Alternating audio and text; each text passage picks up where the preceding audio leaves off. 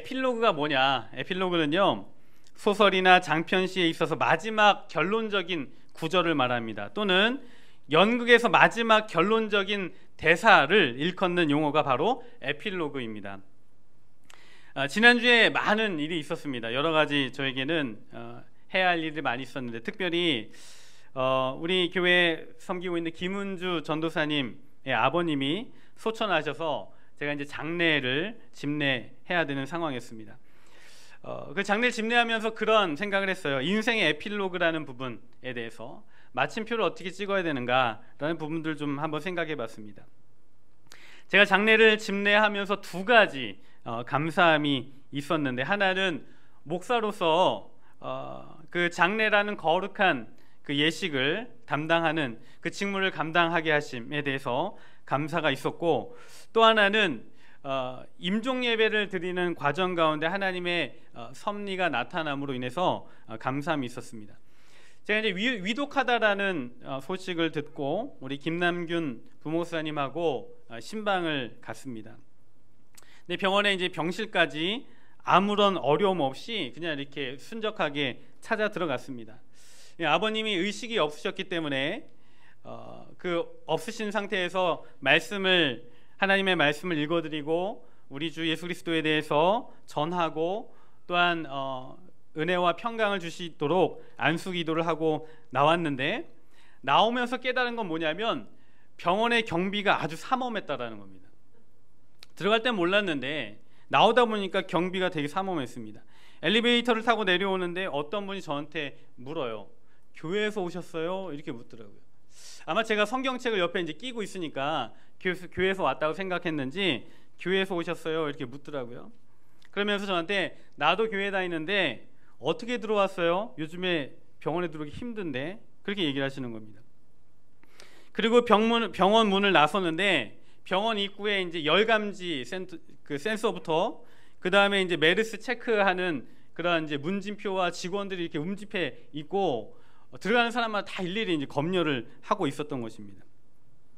그리고 그 병원 입구에 현수막 하나가 붙어 있었는데 읽어보니까 면회 전면 금지 이렇게 써져 있었습니다. 근데 저는 들어갈 때 아무런 제재가 없었거든요. 어느 누구도 어떻게 오셨냐고 묻는 사람이 없이 그냥 병실까지 갔거든요. 알고 보니까 여러 가지 절차를 밟지 않으면 못 들어가는 상황이었다는 것입니다. 나오면서 제가 김남균 목사에게 물었습니다. 우리 어떻게 들어간 거야? 이렇게 물었습니다. 돌아보니까 병실에 들어간 것도 하나님의 은혜요. 그리고 또 돌아보니까 임종을 앞두고 있는 아버님을 만나 예수님을 전한 것도 하나님의 은혜였다라는 그런 생각을 했습니다. 장례를 집례하면서 제가 던졌던 질문 중에 하나는 믿는 성도들이 죽을 때에 어떠한 감정과 어떠한 느낌이 있을까라는 그런 질문이었어요. 저도 이제 죽어보진 않아서 어떠한 감정과 느낌인지는 잘 모르지만 여러 가지 생각하던 중에 분명한 것은 믿는 성도들은 죽는 순간에 절대적인 하나님의 자비와 은혜를 구할 것이다 라는 그런 생각했습니다. 하나님, 나의 영혼을 받아주십시오. 하나님의 은혜가, 하나님의 자비가 절대적으로 필요합니다 라는 그런 고백을 하지 않을까 생각을 했습니다. 그러면서 우리 인생의 마지막 에필로그, 마지막 대사는 무엇이어야 하는가 라는 부분들을 한번 좀 생각해 봤습니다. 우리는 지금까지 룻기 1장에서 4장까지 쭉 성경 전체를, 룻기 전체를 보아왔습니다. 그리고 또 오늘 우리가 마지막 장, 지금 4장을 보게 되는 것이죠. 룻기 말씀은 겉으로 볼 때는 두 과부의 이야기, 한편으로 또 기업 물을 자, 유력한 한 남자의 이야기를 그린 것 같지만 이 말씀 속에 우리의 인생의 큰 그림이 담겨져 있다는 것입니다. 또한 이스라엘을 향한 하나님의 그 섭리가 담겨져 있더라는 것입니다. 특별히 하나님의 섭리와 인도하심이 개인과 공동체 속에 지속적으로 영향을 미치고 있고, 우리의 인생은 하나님의 섭리 안에 있다라는 것입니다. 그러므로 이 이야기가 어떠한 여인들의 인생이 아니라, 이 이야기가 어떤 한 남자의 인생으로 끝나는 것이 아니라 지금 우리의 이야기이고 지금 우리 공동체의 이야기라는 것입니다. 오늘 룻기의 마지막 이야기를 보게 됩니다. 하나님은 이 룻기 말씀을 통해서 어떠한 말씀으로 우리에게 마무리를 지으려고 하시는지 한번 잘 생각해 보기를 원합니다. 여러분, 룻기 우리가 1장부터 4장까지 쭉 봤는데요, 룻기 시작이 어떠한 내용으로 시작했는지 기억나십니까? 1장에 이런 내용으로 시작했죠. 이스라엘 사사시대에 베들레헴에 엘리멜렉이라는 사람이 살았다. 가나안 땅에 흉년이 들어서 이 엘리멜렉이라는 사람이 먹고 사는 문제 때문에 아내 나오미와 두 아들을 데리고 어디로 갑니까? 모압으로 이주하여 가서 살았습니다. 그런데 이 모압이라는 땅에서 살다가 무슨 이유인지는 정확하게 알지는 못하지만 이 나오미의 남편 엘리멜렉이 죽었다는 것이죠. 나오미는 지금 엘리멜렉을 잃었습니다. 남편을 잃은 슬픔을 겪었지만 두 아들이 남겨졌죠. 스라의 두 아들이 장가를 갔고 또 두 며느리가 생겼고, 그래도 그냥 그럭저럭 삶을 살고 있었습니다. 그런데 이주한 지 10년 즈음에 불행이 닥치죠. 무슨 이유인지 또 모르겠지만 두 아들이 갑자기 죽고 말았습니다. 잘 살기 위해 고향을 떠났는데, 그리고 먹고 살기 위해서 고향을 버리고 떠났는데, 먼 타국 땅에서 결국 남편과 두 아들을 잃은 채로 완전히 절망해 버렸다는 것입니다. 결국 모압에서 남편과 두 아들을 잃은 채로 다시 고향 베들레헴으로 돌아오는 내용이 바로 1장에 있었습니다. 다시 한번 우리 기억을 더듬기 원합니다. 엘리멜렉은요, 하나님은 나의 왕이시다 라는 뜻이에요. 엘리멜렉, 하나님은 나의 왕이시다. 하나님은 나의 왕이시다 라는 이름을 가진 사람이 현실 문제로 인하여 하나님의 약속의 땅, 그 조상들의 땅을 버리고 임의로 하나님의 은혜에서 이탈하였을 때 결국 남겨진 것이 무엇이었느냐? 그 아내 나오미가 이렇게 고백했죠. 룻기 1장 21절에 내가 풍족하게 나갔더니 여호와께서 내게 비어 돌아오게 하셨느니라. 결국 하나님의 은혜에서 이탈한 그의 인생은 비어 돌아오는 인생이 되었다라고 룻이 고백했습니다. 텅 빈 상태로 돌아오는 나오미가 고백하기를 하나님이 나로 비어 돌아오게 하셨다였고, 또 하나는 뭐냐면 이 나오미의 이름의 뜻이 기쁨이라는 뜻인데 그 인생의 기쁨은 온데간데 없고, 성경에 보니까 나를 마라라고 부르라, 마라 쓰다라는 뜻이거든요. 내 인생이 쓴 그런 인생이 되었다, 텅 빈 인생이 되었다라고 고백하는 것을 보게 됩니다. 그래서 룻기 1장에서 우리에게 주셨던 교훈은 무엇인가? 인생의 모든 생사화복, 그리고 어둠과 상실의 그 모든 것들을 주관하시는 분이 누구시다? 바로 하나님이시다. 그러므로 믿는 성도들은 누구에게 돌아가야 되는가? 바로 하나님께로 돌아가야 된다. 그래서 1장에 슈브 돌아가라, 하나님께로 돌아가라 라고 계속 말씀하셨던 것입니다. 우리가 한 가지 생각해야 될 건 뭐냐면, 우리 인생의 모든 문제의 해결은 하나님께로 돌아감으로 시작된다는 사실을 기억하시기 바랍니다. 우리 인생의 모든 문제의 해결은 하나님 앞에 돌아갈 때 시작된다는 것입니다. 우리는 하나님께로부터 왔어요. 그리고 우리는 결국 하나님께로 돌아가게 될 것입니다. 이것은 불변의 진리입니다. 우리 인생이 너무 복잡하고 또 먹고 사는 것이 버겁고 삶의 문제들이 너무나 복잡하게 얽혀 있긴 하지만, 모든 인생의 문제 앞에서 우리에게 평안과 안식을 주시는 분은 바로 하나님 한 분뿐이시다라는 겁니다. 우리가 하나님 앞에 돌아갈 때 비로소 하나님은 우리에게 참된 평안과 안식을 주신다라는 거예요. 요한계시록에 보면 이런 말씀이 있습니다. 모든 눈물을 그 눈에서 닦아 주시니 다시는 사망이 없고 애통하는 것이나 곡하는 것이나 아픈 것이 다시 있지 아니하리니 처음 것들이 다 지나갔음이로라. 천국에서 경험하는 그 아름다움을 우리에게 이야기하는 것이죠. 그 모든 눈물을 하나님께 닦아주시고 다시 사망이 없고 애통하는 것이나 곡하는 것이 없는 그 천국에 우리가 가게 될 것이다. 바로 그 천국은 우리가 하나님 앞에서 누리는 참된 안식과 평안을 말하고 있는 것입니다. 결국 여호와 샬롬, 참된 안식과 평안은 하나님께만 있다. 그러므로 우리는 하나님께로 돌아가야 된다라고 성경은 말씀하고 있습니다. 그러므로 인생에 고난이 있고 고통이 있을 수 있습니다. 그리고 살다 보면 인간의 힘으로 도무지 해결할 수 없는 복잡한 문제에 봉착할 수도 있습니다. 그러나 인생의 문제에 내가 다다랐다, 봉착하였다라는 것이 느껴지면 우리는 더더욱 하나님 앞에 돌아가야 합니다. 왜냐하면 그 평안과 안식을 주시는 분은 바로 하나님 한 분이시기 때문입니다. 기억하십시오. 모든 문제의 해결의 시작은 하나님께로 돌아가면서 시작된다. 아멘이십니까?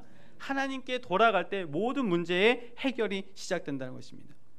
여러분, 나오미는 그것을 깨달았습니다. 그리고 다시 약속의 땅 베들레헴으로 돌아간 거예요. 하나님께로 돌아온 나오미를 하나님은 그냥 내버려 두지 않으셨다는 것입니다.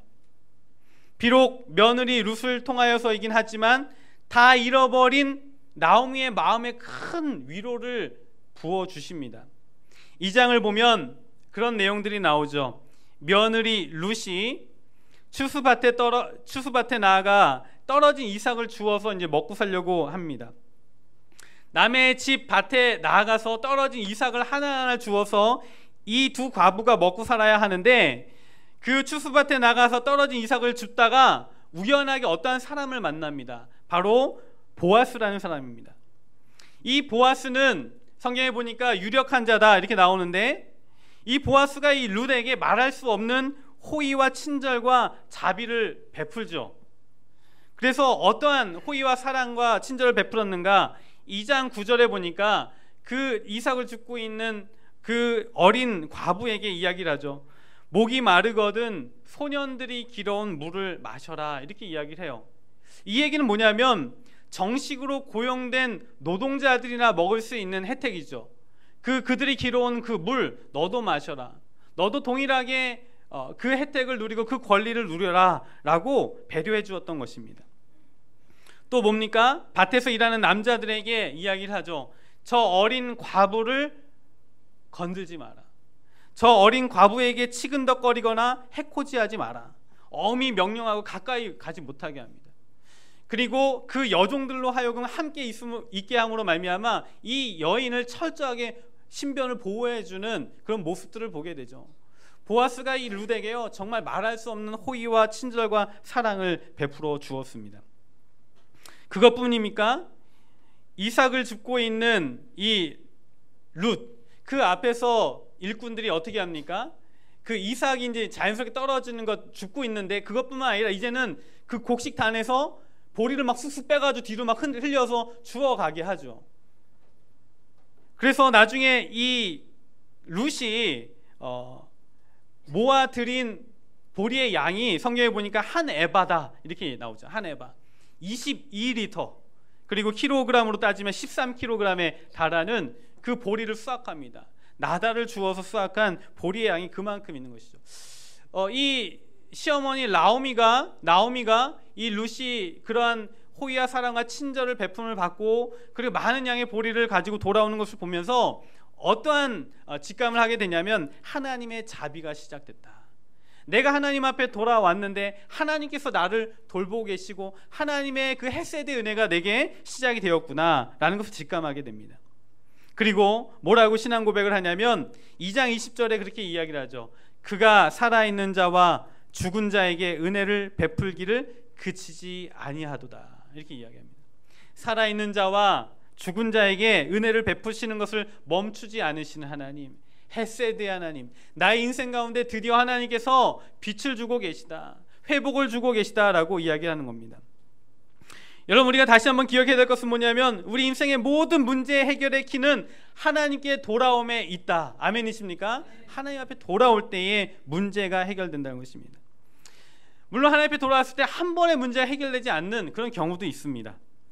그러나 분명한 것은 조금씩 우리에게 희망의 빛을 보여주시고 완전한 그 캄캄한 인생 가운데 조금씩 빛 가운데 나아가도록 인도하여 주신다라는 것입니다. 그리고 마치 우리가 다 잃어버리고 완전히 비어버린 그런 인생일지라도 하나님은 우리를 조금씩 채워주심으로 말미암아 치유의 손길을 우리에게 베풀어 주신다. 이것이 바로 성경이 말하고 있는 헤세드의 은혜입니다. 여러분, 지금 우리가 아무것도 가진 것이 없는 것 같고 다 잃어버린 것 같고 혹시 이 자리 가운데 절망 가운데 있는 분이 있다라면 하나님께서 조금씩 여러분 인생에 채워주실 것을 믿으시기를 바랍니다. 오늘 성경에서 우리에게 귀한 말씀을 주고 계시는데, 하나님께 돌아온 자에게 주시는 특별한 은혜가 있습니다. 그 특별한 은혜가 뭐냐면 반전의 은혜입니다. 뭐라고요? 반전의 은혜입니다. 뒤집히는 은혜를 주십니다.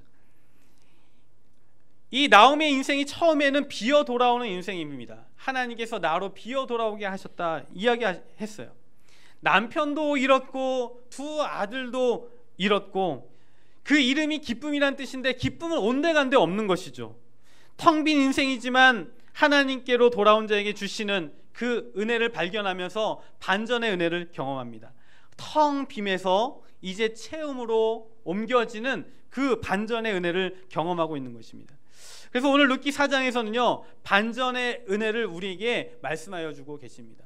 우리는 오늘 처음과 끝을 보면서 어떻게 그의 인생이 반전되고 변화되었고 하나님께서 어떠한 은혜를 주셨는지 한번 살펴보자는 것입니다.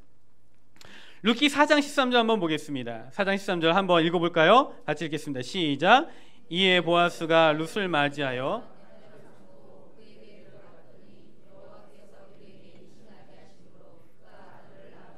아멘. 보아스와 룻이 결혼했어요. 그리고 아기를 낳았습니다.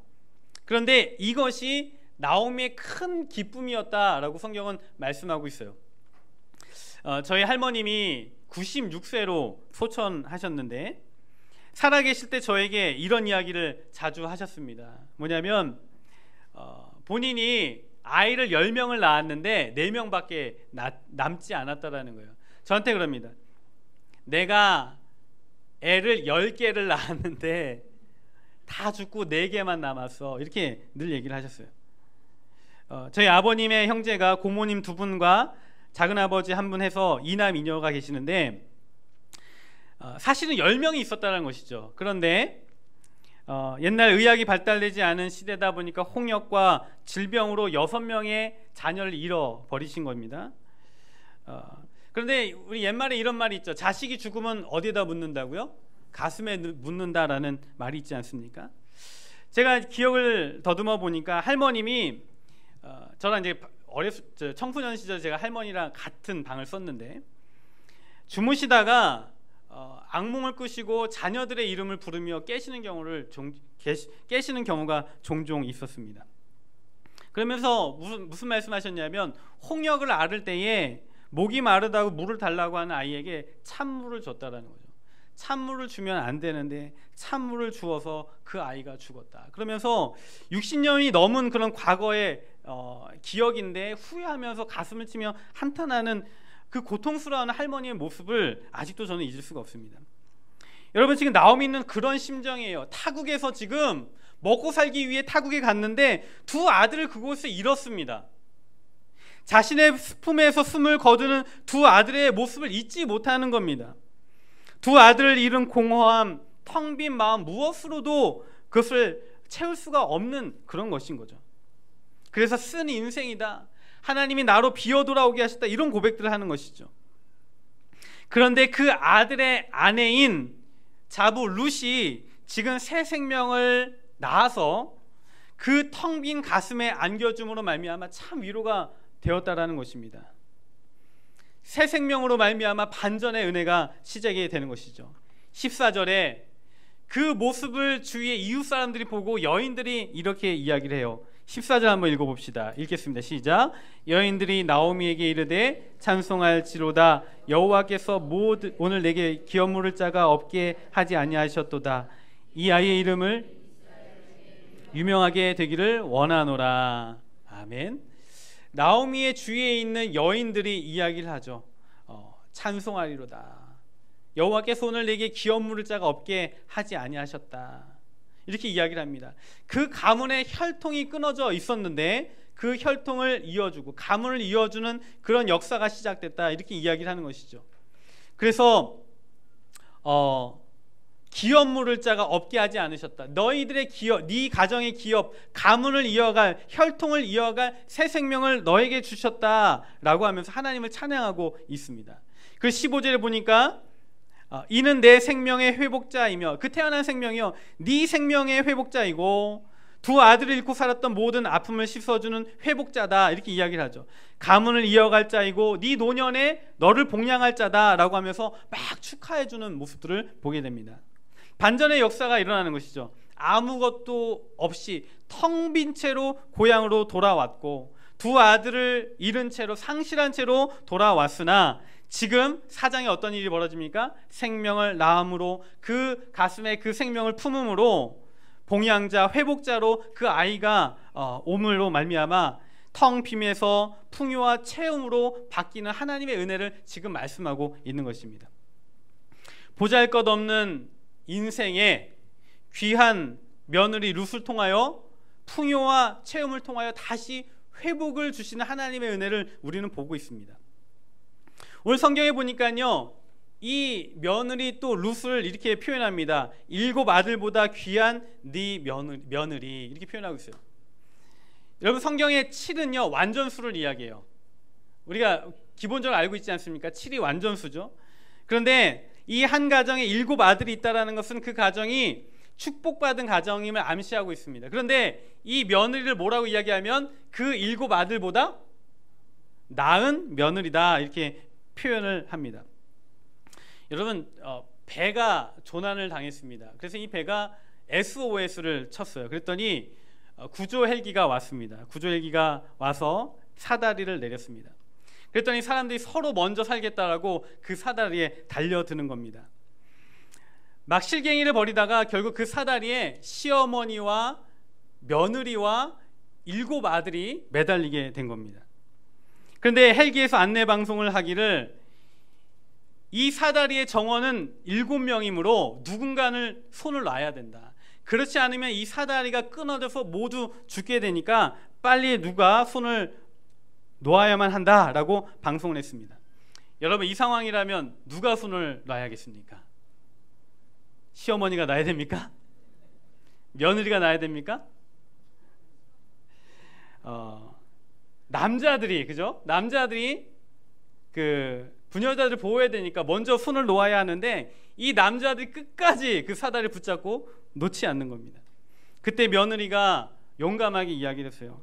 내가 평생 남편을 섬기고 자녀들을 위해서 희생하여 섬겼는데 이번에도 내가 희생하고 내가 손을 놓겠습니다 라고 말했더니 남자들이 감동을 해가지고 박수를 치다가 다 놓쳐버려가지고 결과적으로는 시어머니와 며느리가 먼저 살고 나중에는 다 살았다 그런 이야기가 있습니다.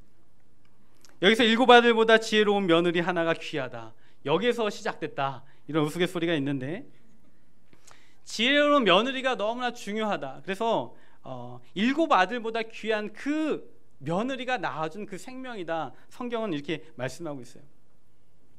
이 며느리 룻이 집안의 복이 되어서 기업을 물을 생명을 낳아주고 타국에서 아들 잃은 오랜 상처와 아픔을 치유해주는 그 계기를 마련해 준 것입니다. 얼마나 귀합니까? 그리고 16절에 이어서 이 나오미가 아기를 받아 품에 품고 성경에 보니까 그의 양육자가 되었다 이렇게 말씀하고 있어요. 여러분 요즘에도 집안에 아기가 태어나면 물론 부모가 키우지만 또 누가 키웁니까? 할머니 또 외할머니가 키우죠. 전적으로 키우진 않더라도 틈틈이 또 부분적으로 외할머니와 할머니의 손에 의해서 아이들이 큽니다. 16절에 보니까 이 며느리 룻이 아기를 낳았는데 이 나오미가 품에 안고 그리고 키웠다 이렇게 이야기를 하고 있죠. 이것은 그냥 단순하게 아기가 태어났고 할머니 손에서 컸다라는 것을 의미하는 것이 아니라 1장 5절에 두 아들을 잃고 슬픔에 빠져있던 그 여인의 마음에 그 상실한 마음에 새 생명이 안겨짐으로 말미암아 그 아이를 키움으로 그 모든 그 아픔들이 회복되는 그 은혜가 있었고 그 은혜를 하나님이 주셨다. 절망 가운데 있었던 삶 가운데 소망과 희망으로 위로하여 주셨다라는 그 하나님의 마음을 우리에게 전해주고 있는 것입니다. 결국 하나님께 돌아온 인생 나오미에게는 텅 빈 인생에서 풍요와 체험의 인생으로 변화되었다. 그것이 하나님의 은혜였다라고 성경은 우리에게 말씀하고 있는 것입니다. 17절에 보니까요, 이제 개인의 반전을 넘어서 역사적 반전의 축복이 임하는 것을 보게 돼요. 자, 17절 보십시오.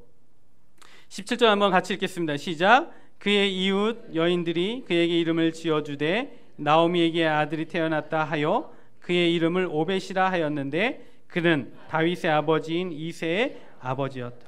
아멘.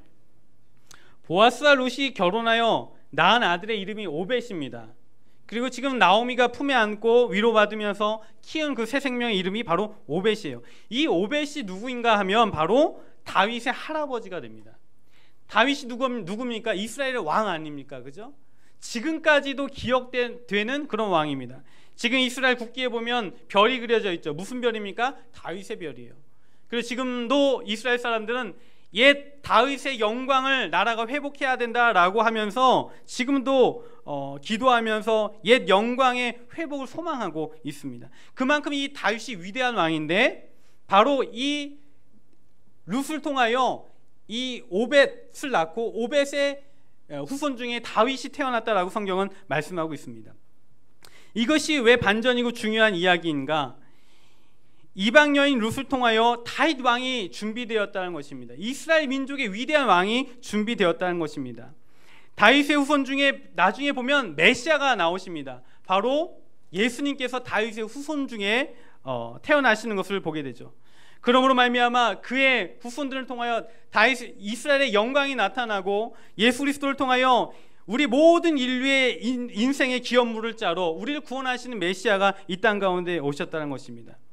결국 이 말씀은 뭐냐면 룻과 같은 연약한 이방 여인을 사용하셔서 다윗을 준비시키시고 인류를 구원하신 하나님의 역사적 섭리를 통하여 반전의 은혜를 그들에게 허락하여 주셨다는 사실을 우리에게 말씀하고 계시는데, 여러분들 인생 가운데도 반전의 역사가 있기를 간절히 소망합니다. 여러분, 나오미나 룻이나 자신의 후손 중에 다윗과 같은 위대한 왕이 나오고 메시아와 같은 그 하나님의 그 위대한 자가 나올 거라고 전혀 생각하지 못했을 것입니다.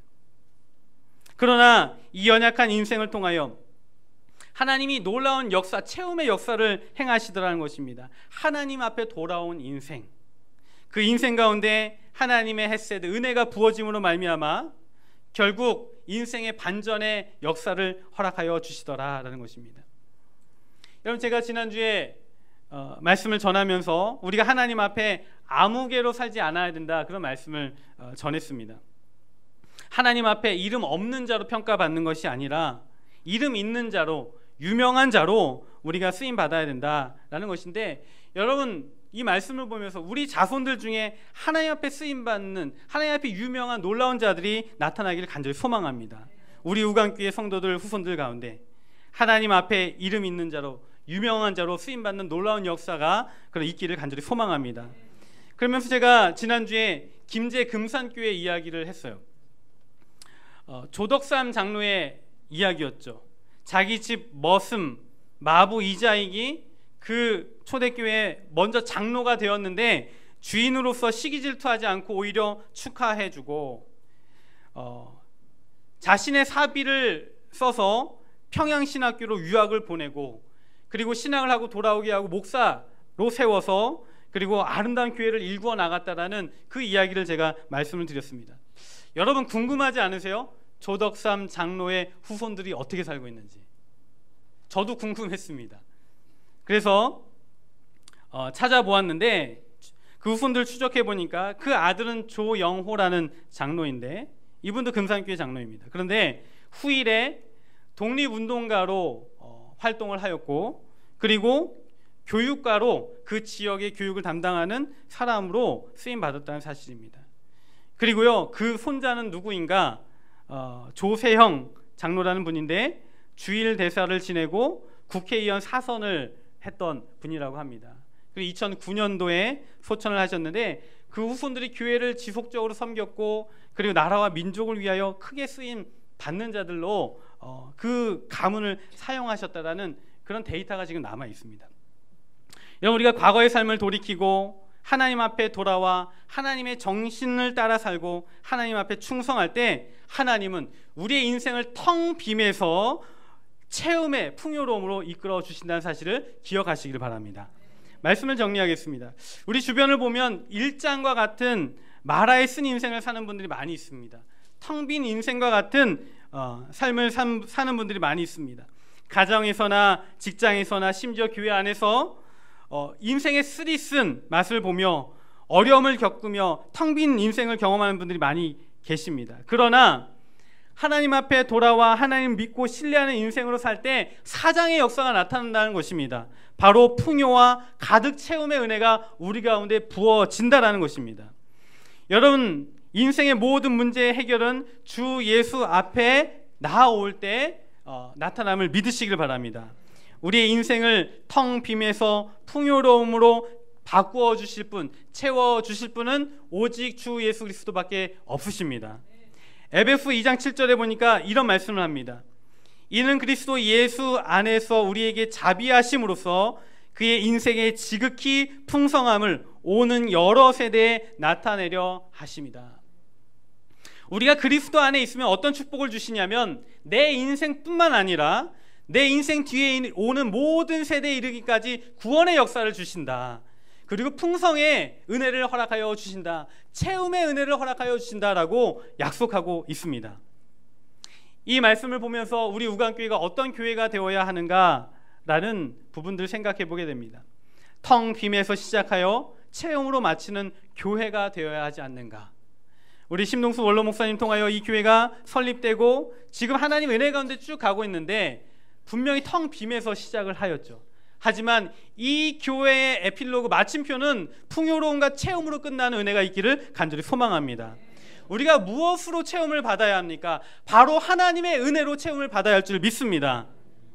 여러분, 요즘에 우리가 신약 파노라마가 성경대학이 지금 진행되고 있습니다. 그런데 놀라운 사실은 구약 파노라마 때보다 더 많이 지금 오시고 계세요. 더 많이 지원을 하셨더라고요. 거의 등록자만 50명이 넘습니다. 여기 지금 출석하신 인원의 3분의 1 가까이 됩니다. 수요 성경대학을 통해서 우리가 은혜의 체험을 받아야 할 줄 믿습니다. 주중의 예배, 수요 예배, 공예배를 통하여 하나님의 은혜의 체험을 받아야 된다는 것입니다. 또 우리 청년들이 은혜의 체험을 받아야 할 줄 믿습니다. 지난주에 저희가 청년들과 함께 길거리에 나가서 전도를 했습니다. 프리워터 500ml 생수병에다가 인생의 목마름을 채워주실 분은 예수 그리스도시다 라고 적어서 라벨링을 해가지고 저희 교회 전도지와 함께 찬양하면서 길거리에서 나눠줬습니다. 노원역 문화의 거리 한복판에서 저희가 한 200개를 준비해서 갔거든요. 그런데 200개가 순식간에 동이 났습니다. 우리가 주지 않아도 와서 받아가려고 하는 겁니다. 저도 주세요, 저도 주세요. 이게 뭡니까? 주위에 상가 아저씨들도 막 나와가지고 사장님들도 막 받아가고 막 그러시는 겁니다. 그러면서 어제와 그제 우리 리더들하고요 수양회를 다녀왔어요. 청년부 수양회를 다녀왔는데 이 그 프리워터에 대해서 평가회를 좀 가졌는데 청년들이 그러는 겁니다. 처음에 제가 전도하러 가자고 했을 때 몹시 주춤거렸다 이렇게 이야기를 해요. 창피해서 어떻게 하냐 그거를. 길거리에 사람 많은데 거기서 어떻게 하냐. 그리고 겁이 나서 못하겠다. 그런 생각을 가졌다는 겁니다. 그런데 막상 준비하여서 나가서 그 전도를 하는데 그 마음에 열정이 막 불타더라는 겁니다. 그 하고자 하는 의욕들이 막 생기더라는 겁니다. 내가 살아있음을 막 느끼게 되더라. 그런 표현들을 하더라고요. 여러분, 우리 우간교회가 하나님의 그 은혜로 체험을 얻어야 되는데 우리 젊은이들이 체험을 얻어야 할 줄 믿습니다. 또한 주일학교와 우리 모든 성도들의 삶 가운데 하나님의 은혜의 체험이 있어야 한다는 것입니다. 제가 서두에 말씀드렸죠. 에필로그, 이거는 소설이나 장편시에 있어서 마지막 결론의 그 구절이다. 연극에서 마지막 대사를 표현할 때 에필로그라는 단어를 쓰는데 여러분, 하나님은 연약한 우리의 인생의 위대한 드라마를 쓰고 계십니다. 연약한 우리 우간교회의 위대한 드라마를 쓰고 계십니다. 그래서 이렇게 정리하고 싶습니다. 우리 인생이 어떠한 마침표를 찍어야 하는가? 바로 은혜의 에필로그, 은혜의 마침표를 찍어야 된다. 여러분들 인생 가운데 은혜의 에필로그 마침표를 찍는 은혜가 있기를 간절히 소망합니다. 이 교회가 바로 은혜의 에필로그 마침표를 찍어야 한다는 것입니다. 우리의 인생의 풍요로움과 체험으로 은혜의 에필로그, 은혜의 마침표를 찍어주실 그 하나님을 찬양하며 살아가는 저와 여러분들이 되기를 간절히 소망합니다. 잠시 기도하겠습니다.